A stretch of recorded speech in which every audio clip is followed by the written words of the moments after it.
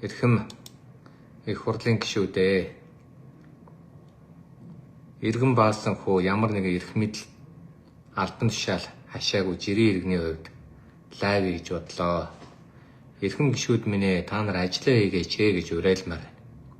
Хэрүүлээ хойш нь тавиад олдсон нэг өчүүхэн цаг хугацаа, одоо 2 жил хүрэхгүй хугацааны дараа дахиад сонгуул болно. 1 жилийн дараа ерөнхийлөгчийн сонгуул болно.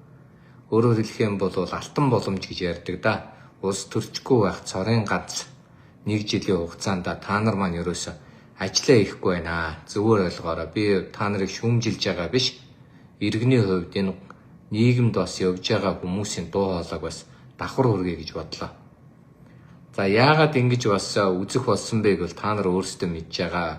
Өнөөдөр энэ эдийн засаг бол маш хүндэрсэн байна. Гадуур бол одоо энэ дэлгүүр хоршоонууд бол ерөнхийдөө хаалгаа барьсан байна. Одоо манайхаа гэд нэрлэдэгдээ одоо онлайн дэлгүүрээр ингээд 8 хийдэг, арилжаа хийдэг. Одоо хятад метод янз бүрийн газраас бараа оруулж ирдэг хүмүүс. Цагийн сайханд одоо төмс зоргоо гэдэг шиг цагийн сайханд бол бас 2-3 салбар нээгээл мөнгөөрөө бол бас хөдөлмөрөөрөө бол бас олон нийтийг гайхуулж бишрүүлж ял. Гэтэл одоо тэр салбаруудаа бол ерөнхийдөө үндсэндээ хаагаад 8 арилжаа гүүхэ боллоо. Өрөнд орлоо, татварын дарамтанд орлоо, ажилгүйдлийн игнэнд орлоо гэсэн зүйлсүүд бол газар их ярьж байна. За хоёрдугаарт нь бол одоо хайр найргүй юм да. Эрчим хүчний үнийг чөлөөлөх ёстой, нэмэх ёстой. Махны үн нэмэгдэж болж байгаа юм чинь захиргааны үн нэмэгдэх ёстой гэсэн тийм зүйл хэлж байна.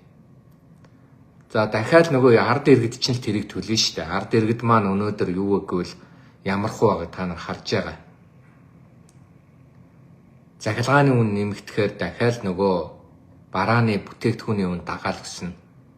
Дахиад ажилгүйчүүдийн тоо нэмэгдэнэ. Ихэнх тохиолдолд өнөөдөр юу гэвэл зарлага бол тогтмол байгаа. Утасны төлбөр, усны төлбөр, гэрэл тогны төлбөр. Энэ бол яг мөнхийн хөдөлгүүр шиг ингээд үргэлжилж байгаа. За эм тариа, хоол хүнс, хүүхдийн сургалтын төлбөр гэдэг. Хэрвээ тэрийг олж байгаа орлогоороо нөхөж чадахгүй л тэгэл ядуурлал руу орно шүү дээ. Маш олон хүмүүс өнөөдөр ядуурлал руу орсон байна. Ажилтны байсан ч авч байгаа цалин амьдралд хүрэлцэхгүй байна. Татварын орчин маш хүнд байна. За тэгээд та биднийг өнөөдөр баясгадаг цорын ганц одоо хүмүүс болох урлагийнхан хүртэл одоо юу гэдэг уран бүтээлээ хийсэн ч тэрийг үзэх сонирхолтой гэхээс илүү үзэх мөнгөтэй хүн байхгүй болж байна.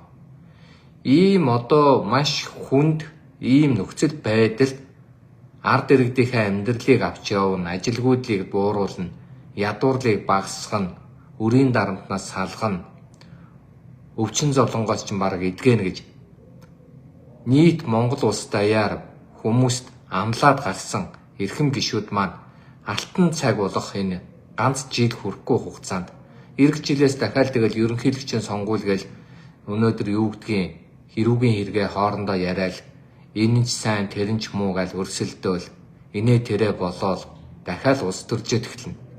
Тэгэхээр улс төрчгүйгээр хэд хэдэн хуулийг яаралтай өнөөдөр батлаач гэж хүсмээр байна. Нэгдүгüүрт нь би хуульч хүний хувьд хэлэхэд энэ эрүүгийн хуулийн дээр хуучин байсан юм. Тэр нь юу гэвэл хөнгөн гэмт хэрэг дээр хүмүүс нь хоорондоо ойлголцоо тохиролцож чадвал хэргийг хэрэгсэхгүй болгодог. Ингэхгүй л энэ залуучууд чинь өнөөдөр юу гэвэл шоронг дүүрэглээ. Ялтангуудын тоо чинь ихслээ. Яагаад ч би хүн ярмааргүй байдаг ч гэсэн манай одоо Тэмүүжин гэдэг хүн бол Монгол улсыг хорлсон шүү. Монголын хуулийн салбарыг сүрүүлсэн шүү. Өнөөдөр тэр хуулийн салбарын сүрэлтийн нэг хэлбэр нь юу гэвэл энэ цагдаагийн байгууллагыг та нар хар. Хуучин миний үед би одоо 97 оноос хойш хуулийн салбарыг хажиглаж байна, харж байна. Тодорхой гэмт хэргийг илрүүлэхийн тулд 5, 6, 10 жил болдог. Нөгөө одоо юу гэдэг хэлтэс тасагтаа ороод хинэн дарга болохоо бараг би нэгэ мэддэг. Гавьяа байгуулсан, ажил хийсэн болдог байсан бол өнөөдөр нам дагсан, хүн дагсан нь өнөөдөр сайд даргыг дагсан нь тэднийг одоо долоос нь өнөөдөр юуны ч хамаагүй газрын дарга болоод томилогддог. Энгийн сайхан ажил хөдөлмөрөө хийсэн эрх мэдлийг огт тоодгүй мэрэгжлийн хүрээнд ажиллаж байгаа залуучууд маань бол мэрэгшээ дээшээ гарах боломжгүй болгоцсон юм хууль явж байгаа шүү. Тэр хуулийг батлуулсан шүү. Эрхэм Тэмүүжин гой. Монголыг хорлсон шүү. Энэ хорлсон үйлдэлийн нэг хэлбэр нь юуд Монголыг шоронжуулсан. Хуучин би хэлж штэ. Нэг бухимдлаад дуурлаад биеинтэйгээ жаахан маргалдаад биенийхээ хувц сонрыг ураад нэг нүүр амын одоо жижигхэн одоо юу гэдгийг гимтээгээ тэгээ биенээс уучил гуугаад шаардлагатай төлбөр мөнгөний өгөөд ойлголцоод эвлэрээ тэврээд явдаг 3 сая монголчууд маань өнөөдөр шоронжоод шүүхээр явгаад бүр хэрэгцэтгэл. Хоёрдугаарт нь зөрчлийн хууль нэртэй зөрчилтэй хуулийг одоо өөрчлөмөр байна. Эрхэм гишүүд та нар хууль санаачлах хэрэгтэй. Тэрнээс иш иргэн баасанхүү би юу ч хийж чадахгүй. За яагаад би энийг хэлж байв? За одоо сая нэг юм тохиол боллоо л да. Миний бас нэг үйлчлүүлэгч маягийн өмнө гэж хэлье. Эхнэртэйгээ муудаж. Эхнэр нь очиод эгч рүү нь залгаж. Эгч нь цагдаа дуудаж. Цагдаа ирээд хоёуланг нь аваа явж. Авч яваад 5 хүүхэдтэй гэр бүлжтэй. 2-3 саяар торгож хуулийн тийм 15 хоног баривчлна гэж хуулийн тийм дараа нь сургалт хүмүүжлийн хичээл суuna гэж 10 хоног. Хөө энэ чи коммунист нийгэм үү? Гэтэл эхнэр нь нөхөртөөгөө эвлэрсэн, ойлголцсон хүүгээд байж итэл ийм шийтгэлээс болоод энэ гэр бүл ер нь хөрөйдөө, болидоо, салидаа, сарнидаа болоо явж байна. Ингээд салсан өчнөө гэр бүлүүд байна. Гэтэл яагаад энэ өнөөдрийн зөрчлийн хуулиар гэр бүлийн ялангуяа гэр бүлийн шүүх, гэр бүлийн асуудлыг өнөөдөр 90-ийн хооронд илжиг бүйж ороод гэдэг шиг эхнэр нөхөр хоёр эвдэрчил байдаг тэр боломжийг олохгүйгээр хууль шүүх нь өнөөдөр барьдаг хордог нэрээр залуу гэр бүлийг өнөөдөр яагаад ингэж салгах хэмжээнд очиод байгаа юм бэ? Гэр бүлийн хэрүүл, гэр бүлийн муудалцаан чинь нийгмийн тойл, нийгмийн үндэс болчиход байна шүү дээ. Нийгмийн тойл, нийгмийн үндэс гэдэг нь ямар утгатай вэ? Ажилгүй л байх. Орлогогүйгаасаа болоод. Дээр нь үр ширэндээ өнөөдөр баригдсанаасаа болоод ингээд явж байгаа шүү дээ. Энэ малнуудыг бас энэ борог энэ тороол петком чи зүгээр зайлж үзэж би хэлмээр санагдаад явчлаа. Би иргэн баасанхүү. Өнөөдөр би юу хийн үү, юу хийхгүй вэ? Хувь хүний хувьд миний хувийн дур зоргоор эрх чөлөөт арчилсан нийгэмд хууль зөрчөөгүй тэгэл болоо. Энэ тангараг өргөчгөөд төрд орчхоод хулгай хийчгээд гимт хэрэг үйлдчихэд их хуралд одоо сууж байгаа зарим нэгэн этгээдүүд одоо болооч ээ. Монголоо зараад сууж байгаа тэр балаа нөхдүүд одоо болооч ээ гэж би хэлмээр санагдаад байна. Жишээлбэл одоо би бодож л да энэ Булган Туяа гэдэг нөхрийг Монгол улсын үндсэн хуулийг тэр хүн зөрчсөн. Монгол улсын үндсэн хуулийг зөрчөөд төрийн эргэлт хийсэн. Төрийн эргэлт хийсний тагнуулын байгууллага шалгаж байгаа. Магадгүй шүүхээр тэр хүнийг цагаатгах болно. Эсвэл магадгүй тэр хүнийг шүүхээр ялалж болно. Шүүхийн шийдвэр гараагүй байхад Монголоо олон улсад очиж ховлж байгаа. Эх орноо олон улсад очиж муулж байгаа. Ийм адгийн номчнуудыг өнөөдөр энэ төр засгаас хөөж гаргаач. Тусгаар тогтносон Монгол улс хэнийгээ шалгах, хэнийгээ мөрдөх бүрийн эрх байгаа шүү. Дээр нь эрүүгийн эрэг хянан шийдвэрлэх тухай хуулийг өөрчлөөч. Хуучин миний үед яллагтагчаар татах гэдэг ойлголт бол сонсгосноор гэдэг байсан бол одоо танилцуулснаар гэдэг үг орчих. Манай нөгөө могоо гэдэг гинк хоёр Тэмүүжин хоёрыг хийж байгаа тэнэглэл. Одоо тэгээд нөгөөдөл нь танилцахгүйгээ гадаад очиж хөвтцсэн. Гадагшаа гараа явцсан тэр амундраагаас эхлээд. Энэ гадаадаар одоо ингээд Монгол улсаас гарч явцсан нөгөө шувуу ажиллагаа чи юу болсон бэ? Нэг настай хөгшнийг авчирж ирж нэг шоу сонгуулийн өмнө авилгалтай тэмцдэг бол жүжиг тоглосноос өөр юу хийцсэн юм бэ? Би үнэхээр одоо тэрийг бол гайхаж байгаа. Одоо наацхан тэр Ганбат гэдэг нөхөр байна. Би чинь Халтмаагийн Батулгыг тэр Ганбаттай үгсэн тохиролцож ямар партнерс чиглээ тэнд лөө 2-3 сая доллар хөгч хувьдаа завьсан гэж би дуулсан хэвлэлээс. Жирийн иргэн өнөөдөр 100 мянган төгрөгийн хахуул авсан гэд 2 жил шоронд сууж байна. 100 мянган төгрөгийн хахуул авсан. Жирийн эмэгтэй 40 сая төгрөгийн хахуул авсан гэд 13 жил ял авчих. Тэгвэл эрх мэдэлтэй хүмүүс өнөөдөр энэ төрийн ордонд чинь би хулгай энэ яадгийн, хулгай их нь зөв штэ. Хулгай хийж байгаа л явна штэ гэд ингэдэх юм. Энэ хулгайг чинь тэмцэхийн тулд хэрэг ярих биш. Хэрэгтнийг очиж шүүх биш. Хуулийг нь өнөөдөр хэрэгтнийг барих бололцоог нь олгоно гэдэг энэ тангараг өргөд их хурлд сууж байгаа юм байгаа үсттэй. Хуучин сайн байсан хуулийг очиод тэр тэмүүжин байхгүй болгосон. Би хэлж шít. Ялагдагчаар татсныг сонсгох гэж хэлсэн бол болно. Вайбраар явууллаа. Утсаар хэллээ. Таныг яллагчаар татсан шүү мэдгдлээ.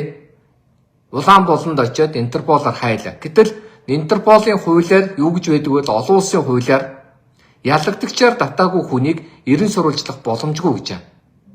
Тийм учраас хүн алчаач хамаагүй гадагшаа гараа авчиж байна. Гадаадаас тэр хүнийг авчрыг гэд Интерполоор авчрыг гэхэд ялагдагчаар татсан тогтоол, прокурорын тогтоол байхгүйгээд олж ирэхгүй байна. Тэр амундраагаас ч эхлээд.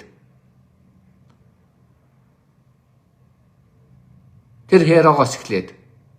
Өөр гадаадд хэн байдаг вүлээ? Том дуграад байгаа. Ингээ ерөөсөө Монгол улс чинь тусгаар улс юм бол гэмт хэрэгтнээ шүүдэг, шалгадаг боломжийг хуулиар байхгүй болгоцсон. Нөгөөдөл нь хулгай игээл гадагшаа Сингапур руу явчихна. Солонгос руу явчихна. Сайхан бэлгээс эхлээд. Өөр одоо хэн байдгийг ингээд хүний өөрийн нам нь үл хамааран шалгалт хийх боломж байхгүй. Шүүх гин буруутай гин бурууг ганцхан шүүх тогтооно гэсэн мөртлөө шүүхээр оруулыг гэхээр хууль нь оруулж болохгүй хууль аталчаад байна. Их хурлын тухай хуулиар яллах дүгнэлт өгч байгаа бол заавал их хурлаар оруул гэдэг хууль баталсан. Энээс болоо шүүх нь тодорхой эргийг хүлээж авахгүй байгаа. Жишээлбэл Босоо Ганбаатарын эргийг. Та нар боддоо Ланд 300 машиныг ямар үнэтэйг мэдэх үү? Хамгийн багадаа 200 сая. 200 сая төгрөгийн хахуул авсан хүн шүү дээ. Тэгээ бидэнд яаж амьдрахыг заана гинэ. Хулгайчтай үгсэн тохиролцоод хулгайчийг одоо дэмжиж хулгайлахад нь туслаад явал хам хэрэгтэн гэж манай эрүүгийн хуулийн зүйлээр ярьдаг. Тийм биз? Тэгэхдээ өнөөдөр юу гэвэл энэ хулгайтай тэмцэх хуулийг ерөөсөө өөрчлөе гэдэг санал санаачлаг гаргаж байгаа нэг их хурлын гишүүн алгаа. Попрол байна. Хугацаа нь яваал байна. Юмнууд нь хийгдэхгүй байна. Энэ одоо юу болоод байна? Монголын ард түмээ. Монголчуудаа. Их хурлын гишүүн гэдэг чинь тойрогтой очиод гурил удаа тараадаг. 40-50 жилээр нь очиод хандаг өргөдөг. Эсвэл ядуу айлын хүүхдэд тусалдаг хүнийг хилдэггүй маа. Их хурлын гишүүн гэдэг бол энэ эрүүгийн хуулийн чинь, иргэний хуулийн чинь, захиргааны хуулийн чинь Монголын ард түмэнд хэрэгтэйгээр тавьдаг юм. Миний хэлээд байгаа юм тэр зөрчлийн хуулийн зөрчилтэй заалтуудыг байхгүй болгоод хувь хүмүүс ядарсан ард түмэн хоорондоо ойлголцдог, эвлэрдэг болмоор байна. Оросын холбооны улсад би 2006 онд шиг санаж, 6-7 онд шиг санаж байна. Оросын холбооны улсад очиход тэнд анх удаага гэмт хэрэг хийсэн насан туршаагүй хүүхэд бага ялтай гэмт хэрэг хийсэн хүмүүсийг зуучлалдаг, эвлэрүүлэн зуучладаг төв байгуулагдсан, эвлэрүүлэн зуучлалаар ялаас чөлөөлдөг болгосон байна. Манай хойд өршөд бид тэр эвлэрүүлэн зуучлал, эрүүгийн хэргийн эвлэрүүлэн зуучлах төвийг хараад би гайхаж байсан. Манайд иргэн дээр нэг эрүүгийн хэргийг, иргэний хэргийг эвлэрүүлэн зуучлах төв ажиллаж байгаа. Гэтэл эрүүгийн хэрэг дээр яагаад байж болдгүй юм? Бид чинь 3 сая явлаа шүү дээ. жинхэнэ шоронд орох ёстой, жинхэнэ гэмт хэрэг хийсэн хүмүүс нь баригддаггүй, хоригддаггүй, шалгагддаггүй.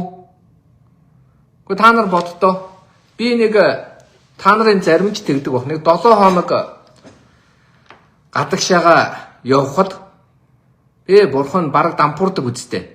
Онгоцны зардал, зочид буудлын зардал, хоол хүнсний зардал.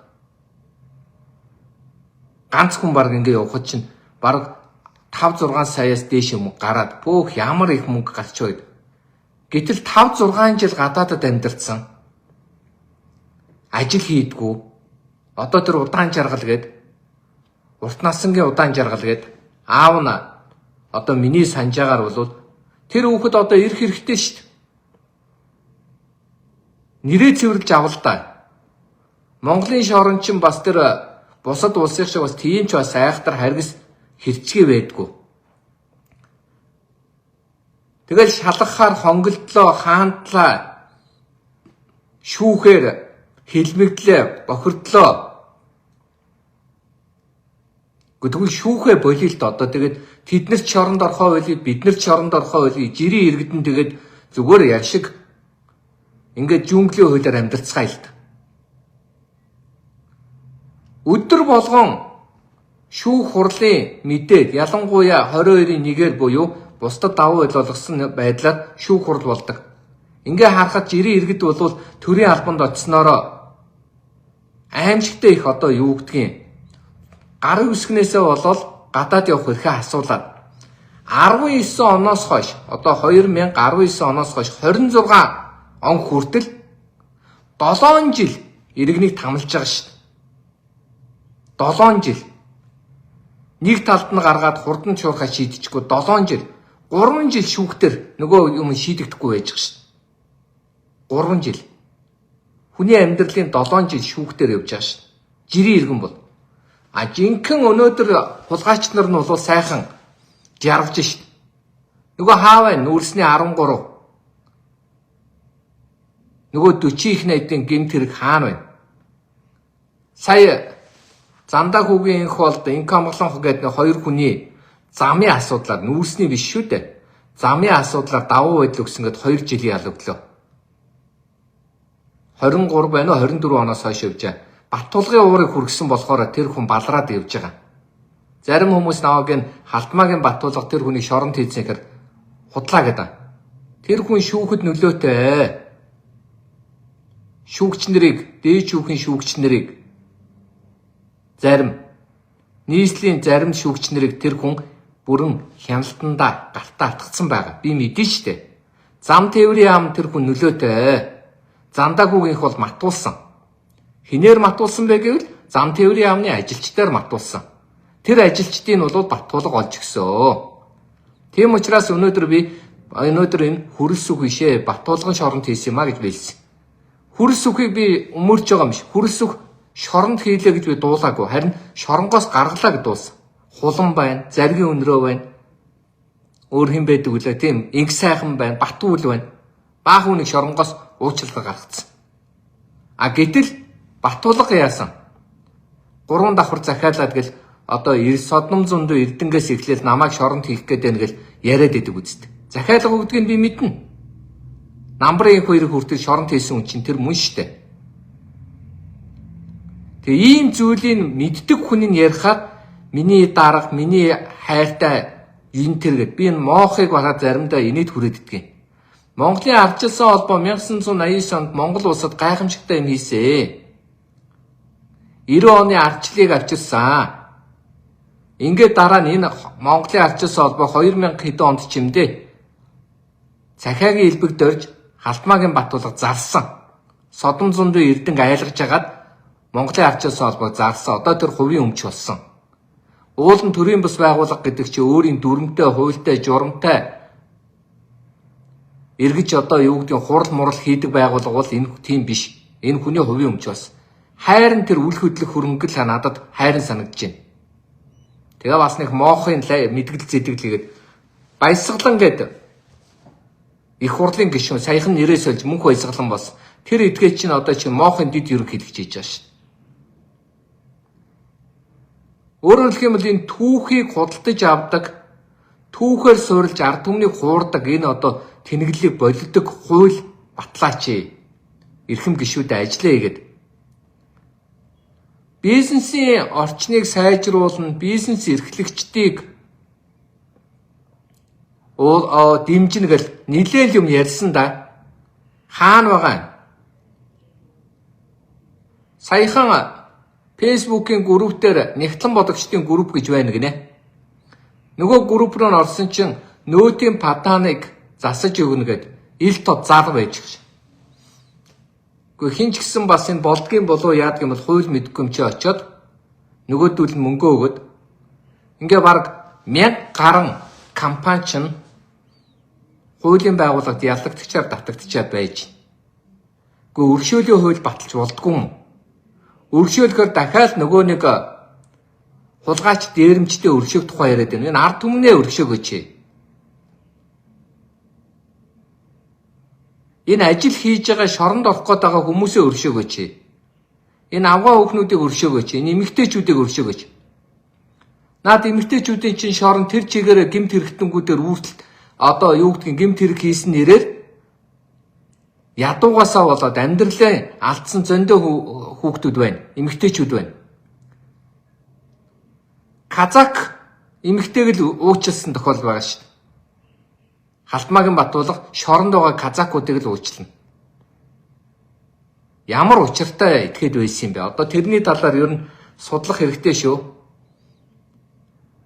10 тэрбум долларын алдагдaltaй гэрээ эзэн гэдэг ах чинь ерөөсөө энэ асуудлыг анхаарж байгаа ард түмэн чалга,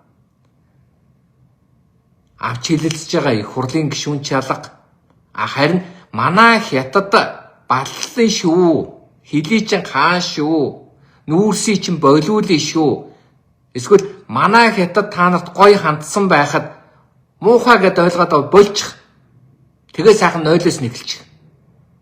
Тэгээ сайхан нойлоос нь явуулчих. Хинт гайхуулаад байгаа юм. Тэгээ сайхан гишүүнээсээ болчихооч. Тэгээ хийдэг хүмүүс нь тэрий чи хийгээд үгүй. Өөрсдөө бол цалиа аваад гишүүн нэртээ сууж байгаа. Тэгсээр нэ бид нарыг одоо юу гэдгийг басааж байгаа мó, дэрлэхэж байгаа мó. Ийм одоо утгагүй байдал их байна. Дээр нь энэ их хурлын эрхэм гишүүдээ эрүүгийн хуулийг өөрчилмөр байна. Эрүүгийн эрх хянан шийдвэрлэх тухай хуулийг өөрчилмөр байна. Зөрчлийн хуулийг өөрчилмөр байна. Энэ прокурорууд ямар завтай юм бэ? Олон улсын жишгт зөрчил шалган шийдвэрлэх эрх бүхий албан тушаалтан гэж хэнийг хэлэх вэ гэвэл улсын байцаагч, гайлын байцаагч байж болно, татврын байцаагч байж болно. Дээр нь одоо юу гэдгийг цагдаа байж болно. Ингээд эрх бүхий албан тушаалтан шууд шийтгэлээ тогтоодог. Тэр тогтоосон шийдвэрийг шүүхээр тогтоолгож болно, өөрөө акт үлдээ тогтоож болно. Тэрийг эсэргүүцэх, тэрийг хянуулах, тэрийг шалгуулах эрх нь прокурорд юм уу шүүхэд байдаг. Давах эрх нь байдаг. Гэтэл өнөөдөр манад 50 сая төгрөгийн татврын өртөөл шууд шоронд явна гэдэг ийм тэнэг ойлголттой болцсон байна. Би бол өнөөдөр энэ татварыг өнөөдөр ингэж хүнийг ялалдаг барьдгийг өнөөдөр болмоор байна. Нэгдүгürt өөрөөсөө болохоор тэр дээр бүх боломжийг нийтдсэн. Боловсролын зээлийн сангийн цөлмтсөн, тариалан эрхлэх сангийн цөлмтсөн, хөдөлмөр эрхлэх сангийн цөлмтсөн, хэдэн их найдын зөрчил аудитор сая гарлаа шүү дээ. Хин ч шоронд ордгоо. Хин ч шүү. Би өмгөөлөгч гэдэг энэ нэг олдсон мэрэгчлээ ба хэдийгээр би төрд ажиллаагүй ч гэсэн бас төрдөө тусгуулъя гэд жишээлбэл Чингис хаан капиталын өрийг барагдуулах гэж явж байгаа. Монголд өнөөдөр ажил хийхэд хэцүү болчихжээ. Ажил хийдэг хүн бурууддаг болчих. Харин ардын нам, ардчилсан нам одоо энэ юу гэдгийг нам дагаад төрд ороод тэгээд одоо тэрний сайн дүү болоод энэний сайн ах болоод явж ивэл харин жоохон хэдийм зулгаадаг болчих. Тэрнээс иш өнөөдөр жирийн ажил хийдэг хүн бол хэцүү болчих. Зүгээр нэг тендерд орохоор хинч тендерт орж болно шүү дээ. Бараг хулгайч юм шиг жичлүүлдэг. Зүгээр очиод ингээд бизнес эрхлэхээр энэ тэндээс нь хурж ирэл хаалгын барих гэдэг, айлгадаг, дарамтлагдаг. Зүгээр амьдарч яхад нь одоо шантаачт нь орж ирээд лайв фейсбүүкээрээ оролддог, нэр төрийг гутаадаг. Ой та нар одоо энэ хүн гүтгдгийг одоо хуульчлаач ээ. Хүнд оромжилдгийг хуульчлаач ээ. Ядаж ажлын байрны бэлгийн дарамтыг хуульчлаач ээ. На бузрууч нь бага насны педонуудтай одоо педо маягаар бага насны охтуудыг оролддоод бүр баллаллаа штэ.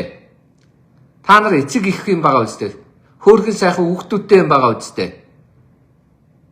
Хөгжил дэвшил амьдрал нь дээшлээсээ гээд хааны газар төр хувийн байгууллагад ажиллах юм байгаа үстэй. Хууль нь чанга байх ёсгүй мүү? Үр хүүхдээ чи хамгаалах хууль яриад байна штэ. Тэр хар тамхины хуулийг та нарт одоо чангалаач. Энэ улс орн чи 13 настай хүүхэд хар тамхи татсан гэж байна штэ.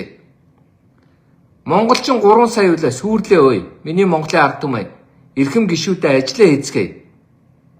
Миний лайвыг репортлт тэнэгдэж байхаа оронд миний энэ лайвыг олноор нь цааш түгээгээд гишүүдийгээ ажиллаа хийгээ шахаач.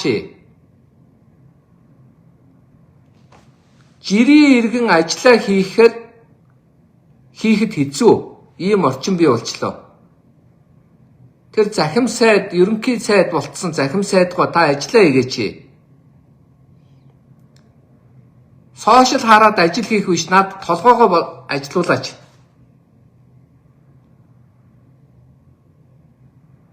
Наад энэ улс орн чинь балраад байна. Үр зээлэнд ороод байна.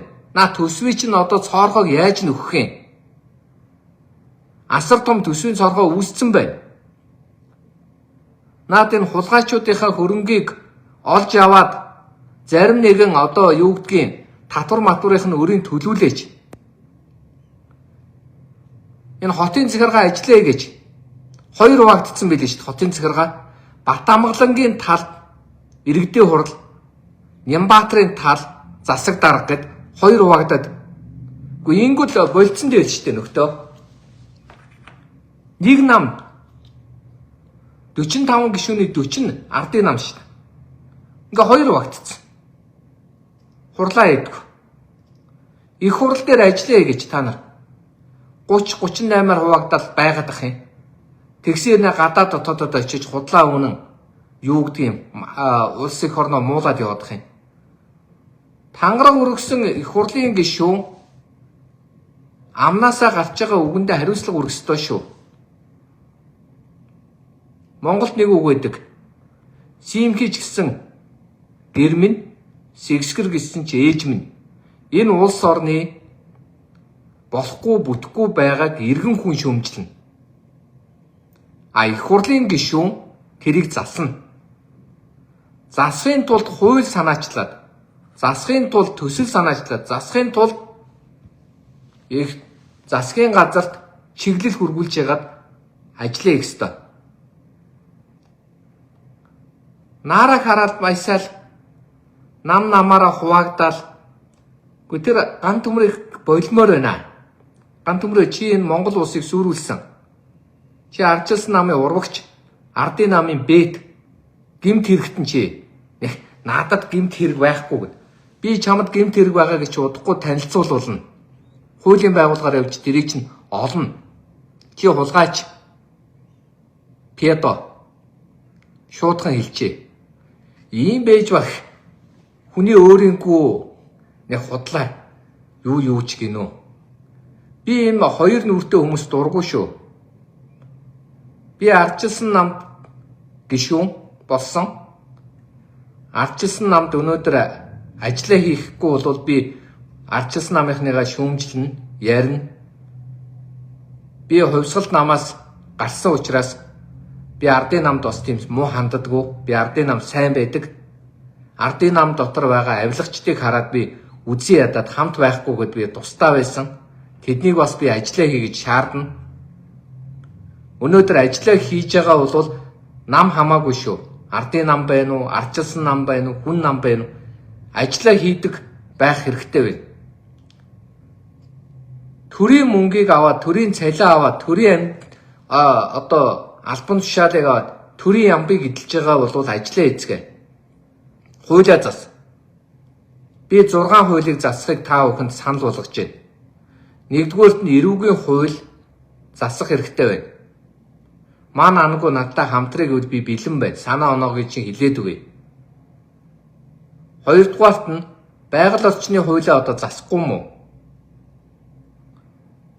Энэ ойн тухай хуулиа, тусгай хамгаалтын тухай хуулиа янзлахгүй юм уу? Энэ 8% хүрэхгүй модтой байж наа хуулиудаа та нар хардаа. 3-дугаарт нь энэ бизнестэй холбоотой хуулиудаа янзлахгүй юм уу? Эрх чөлөөг хуульчилдаггүй гэж ярьдаг. Харин эрх чөлөөгөөр хуулиар эрх чөлөөг нь олгодог гэж ярьдаг. Өнөөдөр ажил хийсэн нь бурууддаг, ажил хийж болохгүй болцсон. Ажил хийхээр өнөөдөр өрөнд ордог. Ажил хийхээр илүү ядуурдаг. Энэ одоо буруу тогтолцоог засахгүй юм уу? Дээр нь төрд үүрлсэн энэ гэмт хэрэгтнүүдэд эргүүлэн татах, төрд үүрлсэн гэмт хэрэгтэнтэй тэмцэхт нь хуулийн байгууллагад боломж бололцоо олгосон хууль батлахгүй юм уу? Алийн болгон хүний эрх гэдэг нэрээр халахвчилж хуулийн байгууллагын гар хөлийн дөнгөлж хуулийн байгууллагын ажиллах бололцоог нь хааж тэгээд дээрээс нь хараад хуулийн байгууллага та нар авилгалтай тэмцэхгүй нь худлаа ярих юм бэ. Наацх нь өнөөдөр би нэг л жишээ хэлээ л. Яллагдагчаар татна гэдэг чинь хэцүү болцсон юм байна. Гадагшаа гараа явна тэгээд Интерполоор авчрах боломжгүй. Гэмт хэрэг хийсэн нотлогдоод байдаг. Бүх талаараа мэдэгдээд байдаг. Олж ирж болдог. Олон улсын байгууллагууд нь яллагдагчаар татаач гингууд нь манайх Монголд л байгаа хүнийг яллагдагчаар татна гэдэг хууль баталж. Зөв юм уу? Миний Монголын ард түмэн эрхэм прокуроруудаа үндсэн хуулийн цэцрүү хандаж ийм бусармаг хуулиудыг үндсэн хууль зөрчсөн байна. Хүн бүр хууль шүүх юм тэгш эрхтэй гэсэн байдлаар засахгүй юм уу? Би сая хэд хэдэн хуулийн үндсэн хуулийн цэцэд өгсөн тэгээд цэцчихсэн бас ажиллаа хийдгүүл юм байлээ. Ард түмэнд хэрэгтэй гэж одоо засах гээд очихоор ажиллаа хийдгүү юм байлээ. Би гайхсан. Хүчингү хууль нь үндсэн хууль зөрчсөн байна гэдэг өгөхөр хүчингү учраас би энэ асуудлыг хилцмээргүй нэгэд ийм тэнэг хариулт авдаг гэсэн шүү дээ. Үндсэн хуулийн цэц. Одоо бүгдээрээ монголчуудаа нэг юмыг одоо бүгдээр яс мах цусандаа шингэл ойлгоцгоё. Мэддэггүй мөртлөө мэддэг царайлдаг. Мэддэг юм шиг жүжиг тоглодог. Мэддэг гэдгээ худлаа харуулахын тулд мэрэгжлийн үнэн ч юм уу худлаа ч юм уу хуурамч диплом үзүүлдэг. Гадаа дотоодоос сурсан нэр зүүдэг. Ийм хувалцнуудыг биш. Ядаж амьдрал жаахан ойлгодог. Мэдлэггүй маа гэхэд хар ухаантай. Мэргэжилгүй маа гэхэд ард түмнийхээ төлөвсөн сэтгэл зүрэхтэй. Ажил хийдэг. Тариг толгоогоо сийрүүлэхийн тулд байнга өөрийгөө бэлдэж, бэлтгэдэг. Ийм төрийн түшээдтэй болохгүй л энэ улс чинь сүнлөө шүү. Сүрлээ шүү. Нутгаа хараад, намаа хараад, мөнгийг хараад сонголтоо хийгээд өнөөдөр та нар өнөөдөр бие мах цусаараа төлбөрийн төлж байгаа шүү. Тийм учраас эрхэм гишүүдийг ажиллаа хий гэдэг Энэ лайвыг минь цаашаа үргэлжлүүлэн сайн шеэрлээд өгөөрэй.